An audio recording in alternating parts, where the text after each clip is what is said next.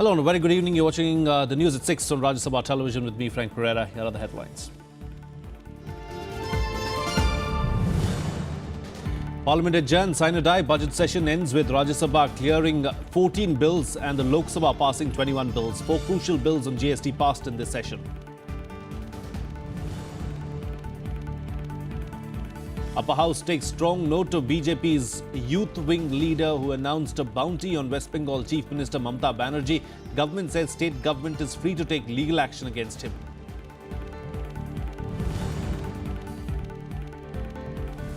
Congress-led opposition delegation meets President Pranab Mukherjee to discuss alleged tampering of EVMs. Political parties urge Election Commission to look for alternatives to voting machines.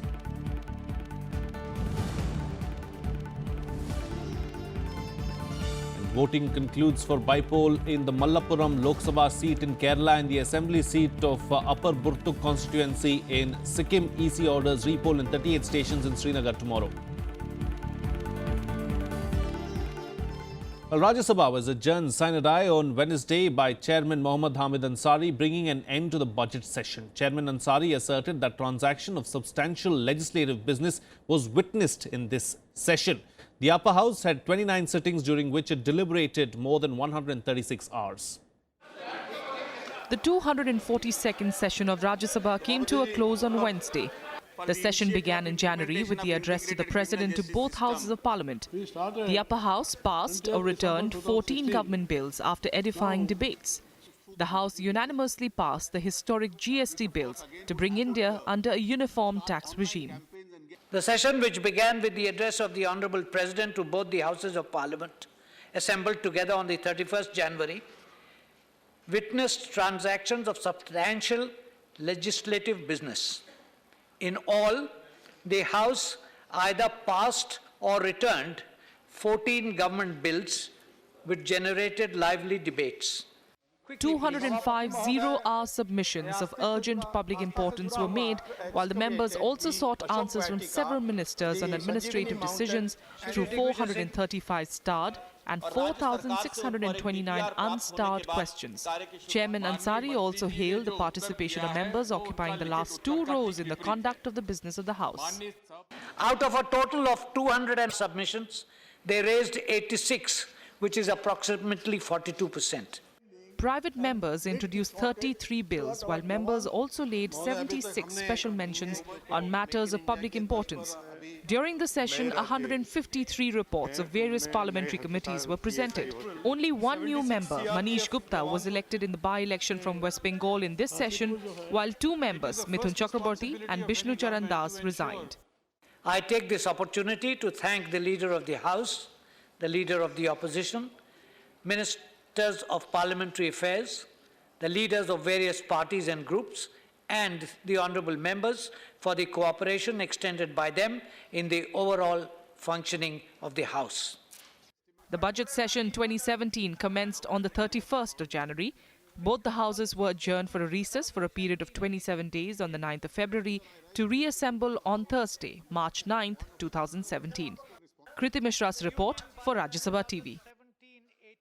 Well, the upper house condemned BJP's youth wing leader Yogesh Varshni's comments, offering a reward of 11 lakh rupees for West Bengal Chief Minister Mamata Banerjee's head. The opposition demanded condemnation of the remarks from the Prime Minister and strict action against Varshni. The government also deprecated his statement.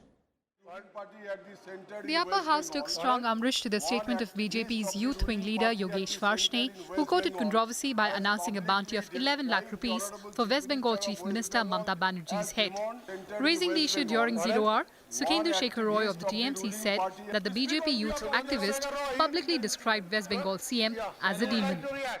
I urge upon all the honourable members of West Bengal government can take action. The government to condemn this incident because it appears from this fact that the ruling party at the centre is trying to unleash the reign of terror in West Bengal in the name of religion, in the name of other things.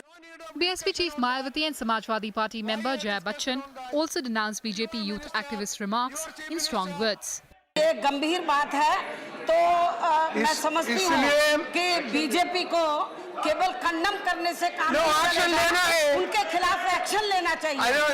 केवल निंदा करने से काम नहीं चलेगा। Action लेना है। उनके खिलाफ भारतीय जनता पार्टी को एक्शन लेना चाहिए। महिलाओं का प्रोटेक्शन के लिए बहुत अग्रेसिवली स्टेप लेने की बहुत जरूरत है। गायों को आप बचा सकते हैं, महिलाओं के ऊपर अत्याचार हो रहा है, इस तरह से आप लोग बात कर रहे हैं। एक लड़का, एक मेंबर आपका इस तरह से throw him out of the party. How dare somebody talk like this, and especially against a woman, when today the women are really feeling so insecure? Is this what you should be promoting? आप लोग तो सारे अखबार को control करते हैं। इस तरह का न्यूज़ कैसे छप जाता है? The government, however, sought to disassociate with the BJP's youth wing leader. MOS Parliamentary Affairs Minister Mukhtar Abbas Naqvi stressed that the state government was free to take legal action against him. I strongly condemn if such type of the statement, and the state government is free to take appropriate legal action on this issue. Varshney, a member of the Bharatiya Janata Yuva Morcha, issued the outrageous threat while hitting out the TMC Supremo over police action on a rally held on Sunday to mark Hanuman Jayanti in Birbhum. Kriti Mishra, Rajya Sabha TV. Well, outside Parliament, two TMC leaders took on the BJP for ignoring youth wing leader Yogesh Varshni's remarks. The threat was sounded by the Bharatiya Janata Yuva Morcha after West Bengal police lathi-charged a rally in Birbhum while raising slogans in praise of Lord Ram on Hanuman Jayanti on Tuesday. While criticizing the police action on the rally, Varshni said that baton charging the rally was an inhuman act by Mamta's government and announced the bounty on her head.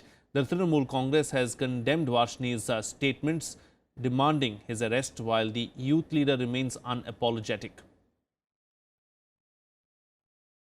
और वो कह रहे थे कि अभिव्यक्ति की आज़ादी है, अपने मन की बात कोई भी रख सकता है, इसलिए मैंने भी अपनी मन की बात कल रख दी। मैंने एक इंसानों के ऐसे ग्रुप का दर्द बयां किया जिसका दर्द कहीं सुनने में नहीं आ रहा है, और मैंने कल ये घोषणा करके उनका दर्द बयां किया है। हिंदुस्तान के एक मुख्यमंत्री की सर कलम की बात करते हैं, किसी को पसंद होना ना होना अलग बात है, लेकिन हमें किसी को पसंद नहीं हो गई, और इसके लिए सर कलम की अगर हम रवैया अपनाएं, गुहार करें, तो इससे और निंदाजनक क्या हो सकता। मैं इसलिए जो इस तरीके की घटिया टिप्पणी किए हैं उनके खिलाफ सख्त से सख्त कार्रवाई हो, इसके लिए मैं इसका आग्रह करता हूं। Well, Deputy Chairman of the Rajya Sabha, PJ Kurian, urged the government on Wednesday to keep a close watch on television channels that try to spread communal disharmony. The government also promised stern action against such channels. Cutting across party lines, members condemned channels that try to weaken the secular fabric of the nation. Raising the issue through a zero-hour submission, Javed Ali Khan of the SP demanded a ban on a TV channel that he said was involved in creating communal disharmony in Sambal district of Uttar Pradesh. इस तरीके की अगर नीतियां कोई channel चलाएगा, हमारी सरकार मूकदर्शक क्यों बनी हुई है? सरकार क्या उस चैनल को बंद नहीं कर सकती? सरकार क्या जांच नहीं कर सकती? वो लगातार ऐसे आह्वान करके प्लेसेस ऑफ वर्शिप एक्ट 1991 को Deputy Chairman PJ Kurian urged the government to take note of such incidents and underscored that channels can't be allowed to spread communal disharmony in the country. Media की स्वतंत्रता ठीक है, होना है, लेकिन communal disharmony फैलाना उनका काम नहीं है। अब देखिए, that's all. They cannot spread communal disharmony. Yeah, I agree. So, government should have a watch on this. The government also assured the House of initiating a probe into the matter and taking strict action against the guilty. MOS Parliamentary Affairs Mukhtar Abbas Naqvi clarified that media cannot use its independence to vitiate the secular environment. Media की स्वतंत्रता अपनी जगह है, लेकिन वो इतनी भी स्वतंत्रता ना हो जिससे कि किसी भी समाज के किसी भी हिस्से का, देश भी किसी भी कोने का सांप्रदायिक सौहार्द बिगड़े। जो बात कही गई और जिस तरह से दिखाया गया है उसमें, उसको हमने ध्यान में लिया है और हम उसको कैसे जो आवश्यक होगा। Members across political spectrum associated with Khan on the issue and demanded stern action against such channels. Kriti Mishra, Rajya Sabha TV. Well, the Lok Sabha was adjourned sine die today. According to the Speaker, the House lost 8 hours and 12 minutes in disruptions but also worked overtime for over 48 hours. The second part of the budget session had commenced on March 9th. The budget session of Lok Sabha was adjourned sine die on Wednesday. The session saw the passage of 23 bills, including 4 crucial legislations related to implementation of the GST. Speaker Sumitra Mahajan also hailed the tabling of the combined general and rail budget on February 1st, calling it a historic step. सभा ने 28 घंटे और 40 minute देर तक बैठकर urgent government business भी पूरा पारित किया और यह सभी बातें अत्यंत सार्थक और उत्पादक सत्र ये रहा है जो हमारी सबकी साथ के लिए भी बहुत अनुकूल है. The House also passed the Maternity Benefit Amendment Bill 2016, the Enemy Property Bill, the Mental Health Care Bill, Motor Vehicles Amendment Bill of 2016, HIV and AIDS Prevention and Control Bill of 2017, and the 123rd Constitution Amendment Bill and the Specified Banknotes Cessation of Liabilities Bill of 2017. The two-part session, which commenced on January 31st with the President's address to a joint sitting of Parliament, had 29 sittings, clocking 176 hours and 39 minutes. The lower house also lost 8 hours and 12 minutes due to disruptions. With Ravindra Singh Sharon, Pranav Goswami for Rajya Sabha Television. Well, ahead of crucial talks in the field of defence on Thursday, Britain has sought holistic relations between both the countries. It has said that the relationship between the two countries should not only involve sale and purchase of equipment but also include sharing expertise. British Defence Secretary Michael Fallon is in India for one of the most important tasks post-Brexit. As a leading defence equipment manufacturer, Britain wants to associate with the Indian defence industry. And in his meeting with Defence Minister Arun Jaitley on Thursday, Fallon is likely to propose that Britain and India produce and export together. Today, not just to see what more we can make in India or make with India, but to see what more we can design, develop, add value with India and export together to third countries and to new markets. How we can better match British experience with Indian brainpower. Before the formal talks, Fallon underlined that Britain too has witnessed periods when it faced significant procurement roadblocks from the legislative side that were subsequently eased with the private involvement. India's proposal for technology transfer is one such area where Britain is trying to work out a framework. But it's also that we work together to design, to develop these technologies, to use the best of Indian brainpower against the expertise of our long-established defence companies, to create the new products, the new high-tech products that the rest of the world is looking for. Now, that is my vision from this collaboration. In his talks with an Indian think tank in Delhi on Wednesday, Fallon disclosed that Britain is providing lakhs of jobs in the defence industry. Fallon may also suggest reforms in the procurement process to streamline the defence trade that has been stagnant in the last few decades due to political understatement in India. India can be best opportunity for Britain post-Brexit, but the question is that of being competitive and also convergence on issues like China and Pakistan. Akhilesh Suman for Rajya Sabha Television with camera person Sanjay Kumar in Delhi.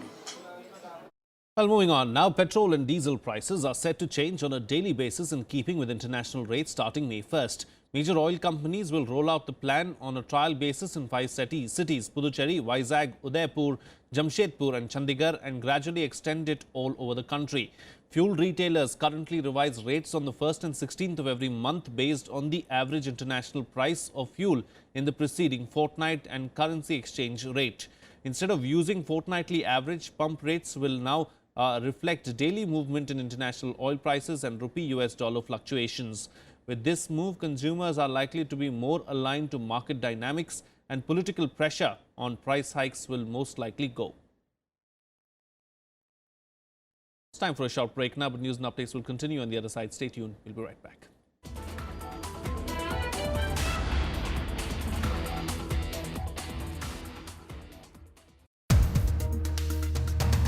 Leaders like Jay Panda, Tathagat Satpathy, we've seen them involved in a Twitter war recently. What is this symptom actually? These are individuals I don't want to comment upon. There are no other senior leaders where there is a problem.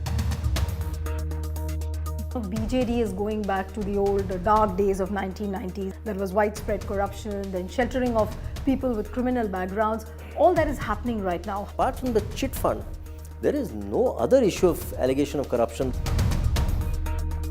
What happens to BJD after Naveen Patnaik? Leadership evolves as times change. Watch to the point with B2 Janata Dal leader Pinaki Misra only on Rajya Sabha television.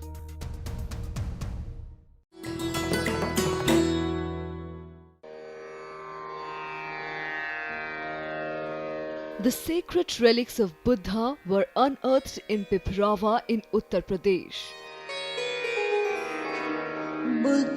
Buddhist monks from all over the world visit the National Museum to pay their respects.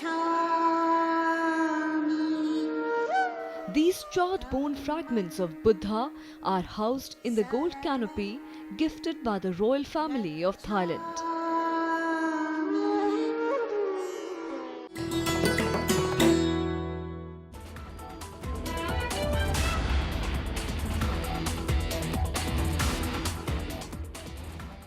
Welcome back. You're watching Rajya Sabha television. Well, opposition parties met President Pranab Mukherjee today to raise their concerns, especially over the EVM issue, seeking his urgent intervention to ensure the rule of law in the country. The delegation was led by Congress President Sonia Gandhi and former Prime Minister Manmohan Singh. A memorandum presented to the President lists their concerns, which include the attack by cow vigilantes in Alwar and what opposition called efforts to muzzle voices of dissent. They also urged the President to ensure that constitutional democracy and fundamental rights of citizens are protected. The delegation also raised the issue of alleged EVM tampering during their meeting. After the meeting, Congress leader Ghulam Nabi Azad addressed the press saying that an environment of fear and insecurity is prevailing in the country. The environment of fear and insecurity is prevailing in the country, and voices of dissent are being muzzled. In democracy, rule of law must prevail, but self-styled lumpen elements have indulged in violence, mob lynching of citizens, and harassment is being witnessed across the country. Critical appointments have been made arbitrarily, bypassing the parliament and other institutions. Key bills are being disguised as money bills to bypass and undermine the constitutional position of Rajya Sabha. Well, by-elections to the Lok Sabha seat of Malappuram in Kerala and the Assembly constituency of Upper Burtuk in Sikkim were held today. The Malappuram seat fell vacant after the death of former Union Minister and IUML leader E. Ahmed in February. Results of the Kerala elections will be declared on April 17th. In Sikkim's Upper Burtuk, 16 polling stations were set up in the constituency. 8 of them have been declared critical. More than 150 police personnel from Sikkim Armed Force were deployed to check any untoward incident during the by-elections. Results for Sikkim's Upper Burtuk will be declared on April 15th. The Election Commission has also ordered repolling in 36 polling stations of Srinagar Lok Sabha seat tomorrow. Well, here's a roundup of the other news from across the country in Nationwide.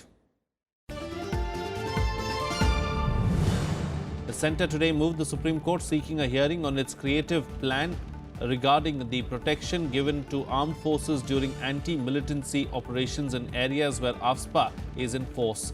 This comes after the top court ordered the police to register an FIR in encounter killings by armed forces. The apex court verdict had come on a plea alleging that armed forces were misusing AFSPA in Manipur during anti-militancy operations. Former Union Minister Akhilesh Das Gupta died in Lucknow today after a cardiac arrest. He was in the Rajya Sabha member and Minister for Steel in the Congress government. Gupta suffered a massive heart attack and was rushed to hospital where he died in the wee hours.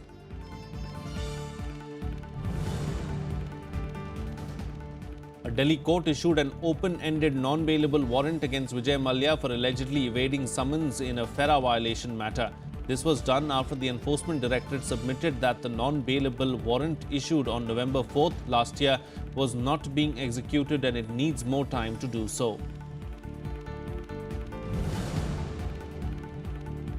Odisha Chief Minister Naveen Patnaik on Wednesday visited Badrak and promised stern action against those responsible for violence. Appealing to the people to maintain peace and harmony, the CM said full compensation would be provided to those affected. The administration has made arrangements to ensure availability of essential commodities to prevent hoarding and price hike.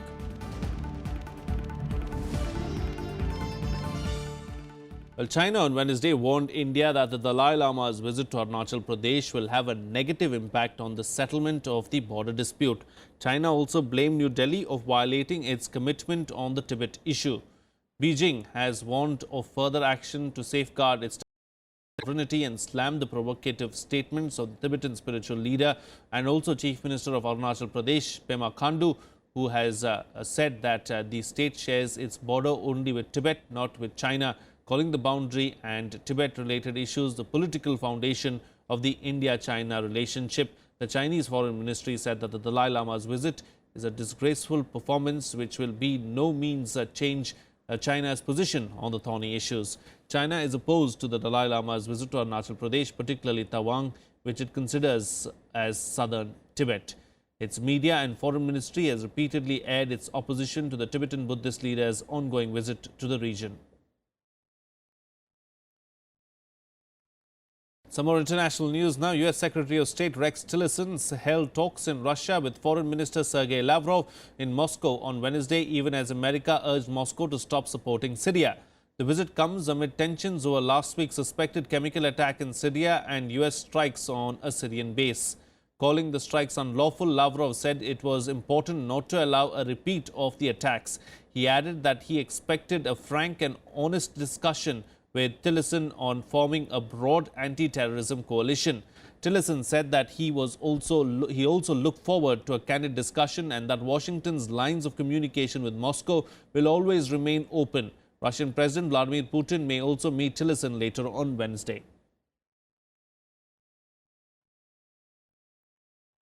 Сотрудничество на основе учета законных интересов друг друга.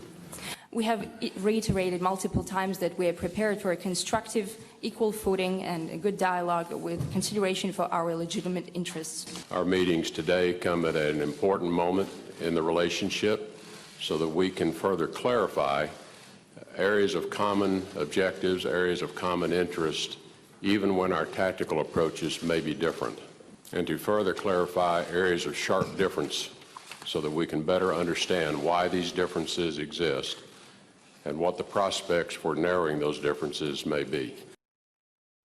Well, here's a roundup of the other international news in Global Buzz. 2 people were killed in an explosion at the southeastern Turkish city of Diyarbakir. The blast happened just days ahead of a key referendum expanding President Recep Tayyip Erdogan's powers. While authorities initially ruled out a terrorist hand, an investigation is underway to find out the precise cause of the blast.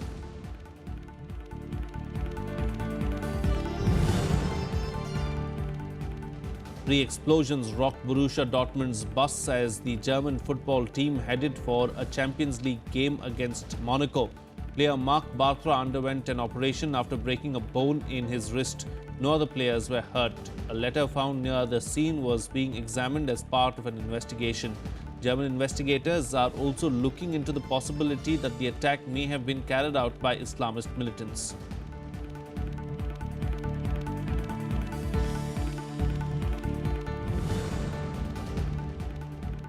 Chinese President Xi Jinping has urged the US President Donald Trump to peacefully resolve surging tensions over North Korea's nuclear program. In a telephonic conversation with Trump, the Chinese premier said that his country advocates resolving the issue through peaceful means. This comes after Trump said that US is ready to solve the North Korean problem without China if necessary.